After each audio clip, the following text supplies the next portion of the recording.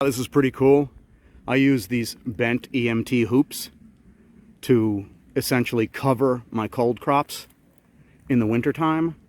If they're still growing, like is the case with these broccolis, let me see if y'all can see the broccoli inside through the sun and the shade cloth. What I'll do is I'll replace the plastic that I use on the coldest nights with the shade cloth. It just gets clipped down the same exact way. Normally they can handle some pretty cold temperatures, and so too can the artichoke. See that artichoke right there? It's 2 years old. There's actually 2 plants there. They're doing really well.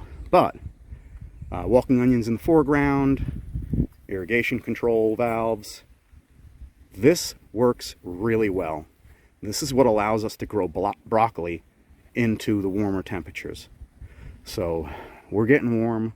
More than likely what we'll end up doing is we'll get one more flush out of these. We've already had 2, if not 3 flushes. And if we can get a final flush, we're doing great. I'm not going to pull the plants out, folks. I know that goes against what most people think, but no. I actually want the plants to produce seeds, because that's how I'm going to grow more climate-adapted broccoli. And I actually want the plants to continue to dump sugars and root exudates into the soils, as long as I can, as a matter of fact. I may put in another type of plant in between as these guys begin to fade out, or I may not. Many times, these plants exist all the way through the heat of the summer.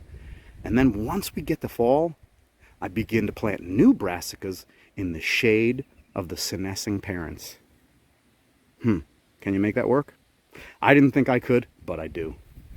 God bless. Welcome back to Eden.